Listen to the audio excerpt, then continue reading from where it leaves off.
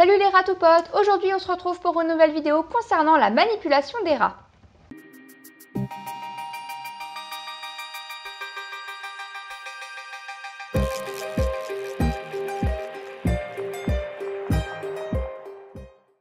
Avoir des animaux pour la plupart des gens, c'est pouvoir les toucher, les caresser, les manipuler, mais comme pour un enfant, on ne prend pas un rat n'importe comment. Les rats, bien que robustes, restent tout de même fragiles et ils peuvent se faire très mal lors d'une mauvaise chute ou d'une mauvaise prise. Je rappelle quand même que si votre rat craint la manipulation, il y aura tout un travail de sociabilisation en douceur à faire en amont. Il est très important de savoir et de pouvoir les manipuler, car si un jour ils ont un quelconque problème vétérinaire, il faut pouvoir l'identifier et réagir. Voici donc comment attraper et manipuler ces petites boules de poils. Comme pour tout, il y a des interdits. Par exemple, on ne manipule pas un rat par la queue.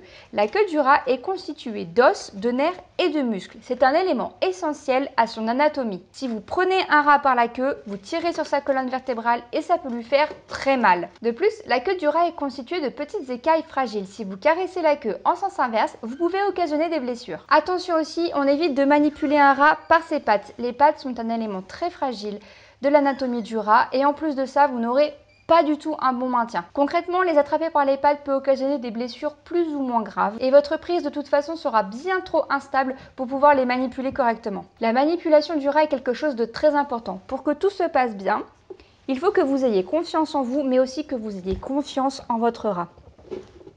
Plus vous serez à l'aise avec l'idée de prendre et manipuler votre rat, plus vous allez y arriver. Voici donc quelques exemples de prises que je vous conseille.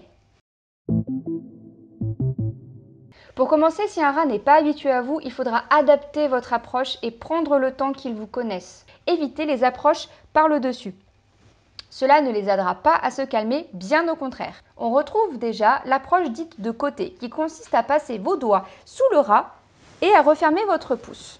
Ensuite, il y a ce qu'on appelle la façon du bol, qui consiste à passer vos deux mains sous le rat. C'est une prise très douce pour eux. Généralement, ils ont beaucoup moins peur comme ça. Par contre, faites attention avec un rat qui n'a pas l'habitude d'être manipulé. Cette prise est moins stable, c'est-à-dire que le rat peut beaucoup plus facilement sauter. Il faudra donc être d'autant plus vigilant et rester près du sol. Ensuite, si vous êtes plus à l'aise avec l'idée de manipuler votre rat et qu'il commence à être habitué à vous, vous avez la prise dite de la pince qui, contrairement à ce que je vous ai expliqué tout à l'heure, consiste à prendre le rat par le haut,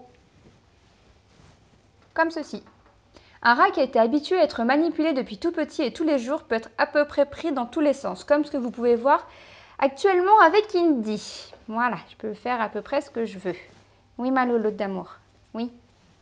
Je vais faire des bisous. Fais des bisous. Comme je le disais tout à l'heure, la manipulation est quelque chose de très bénéfique en cas de problème vétérinaire. Par exemple, en prenant Indy, je peux absolument voir tout son corps. Je peux voir ses patounes, je peux voir ses dents, je peux voir ses yeux, ses oreilles, son ventre, voir s'il n'y a pas de grosseur, de tumeur ou autre. Je peux observer aussi sa queue. Comme je le disais, la manipulation est surtout une question de confiance entre vous et le rat. Une fois les manipulations de base acquises, c'est à vous de vous adapter avec la manière dont votre rat préfère être manipulé. Plus vous serez à l'aise avec l'idée de manipuler votre rat et plus vous allez y arriver. Attention tout de même avec les rats qui n'ont pas l'habitude d'être manipulés. Ils peuvent être pris de panique. Il faudra donc toujours être bien vigilant à être soit près du sol, soit sur une surface moelleuse si jamais ils en viennent à sauter. Faites toujours attention avec les rats en surpoids à bien les manipuler avec les deux mains. Par exemple, je ne pourrais absolument pas manipuler Cody comme ceci à une seule main.